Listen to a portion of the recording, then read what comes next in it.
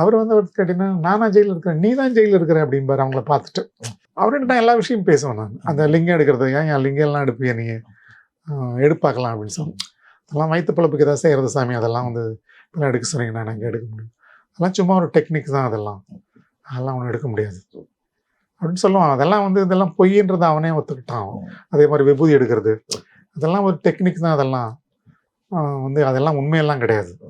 அதெல்லாம் வந்து இந்த சாமியாருங்க எல்லாமே அப்படி தாங்க. நான் பார்த்த வரைக்கும் சாமியாருங்க எல்லாம் ஒரே மாதிரி தான்.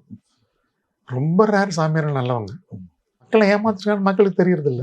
அவங்ககிட்ட ரொம்ப க்ளோஸாக நீங்கள் போனீங்கன்னா தான் அவங்களுடைய உண்மையான இது என்னன்னு உங்களுக்கு தெரியும். உங்களுக்கு இந்த மாதிரி ஃபாரின் விசிட்டர்ஸ் நிறைய வந்தாங்கன்னு சொல்லுங்க சார்.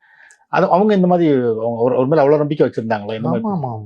ஃபாரினர்ஸ் வந்து இவருடைய சச்சங்கள் வந்து இவருடைய புஸ்தகங்கள்லாம் நிறைய வந்து இவர் வெளியிட்டிருக்காரு. அவர் வந்து அவர் கேட்டீங்கன்னா, நானா ஜெயிலில் இருக்கிறேன், நீ தான் ஜெயிலில் இருக்கிற அப்படிம்பாரு அவங்கள பார்த்துட்டு.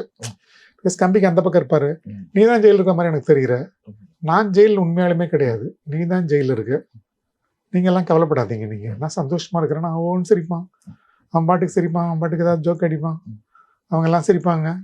இது மாதிரி ஜாலியாக இருந்தான் அவன். ஒன்றும் வந்து ஜெயிலுக்குள்ளே அவன் கஷ்டப்பட்ட மாதிரிலாம் தெரியல.